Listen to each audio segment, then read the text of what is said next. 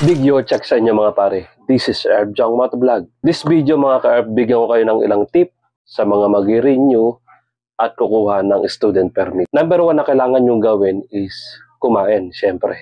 Mga pare, mas maganda hindi po maabutan ng expiration ang inyong license na i-renew. At isa pa sa kailangan nyong gawin ay i-ready po ang inyong budget para sa pag-renew ng inyong license. At pangatlo natin kailangan gawin is kumain bago pumunta ng LTO para hindi tayo maabala ng mga gagawin nating process. Ang pang-apat nyong gagawin mga pare is kumuha kayo ng OBE o Online Validation Exam. So, tanong at 1 hanggang 25 lang naman. No time limit nito.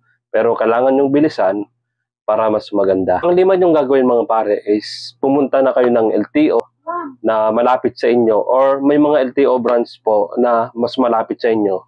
Like Robinson Mall. Samahan niyo ako mga pare, pupunta tayo sa may Robinson Mall para mag-renew ng ating lisensya. Maraming salamat, follow and subscribe. Thank you po.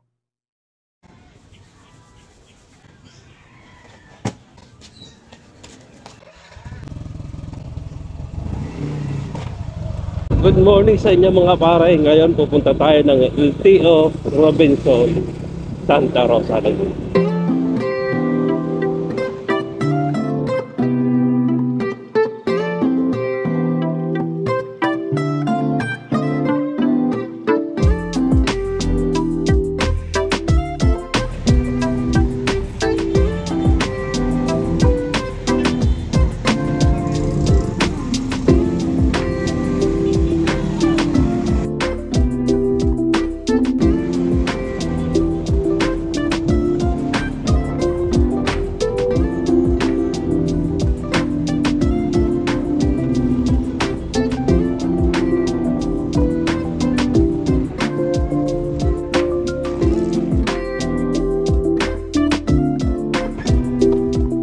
Nandito na tayo mga pare sa ano.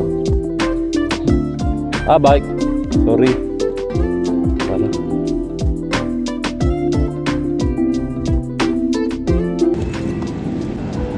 Nandito na tayo mga pare sa Robinson Santa Rosa Laguna para mag-renew ng lisensya.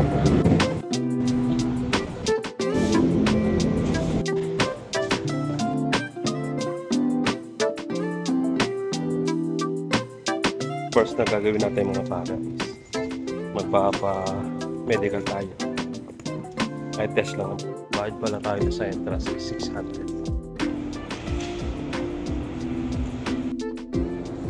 Mga pare, katapos lang natin mag-renew ng ating driver license sa may Robinson Mall, Santa Rosa, Laguna. Third floor, sa mga re-renew, kukuha ng student permit. Pwede kayo dito sa may Robinson Mall, Santa Rosa, Laguna.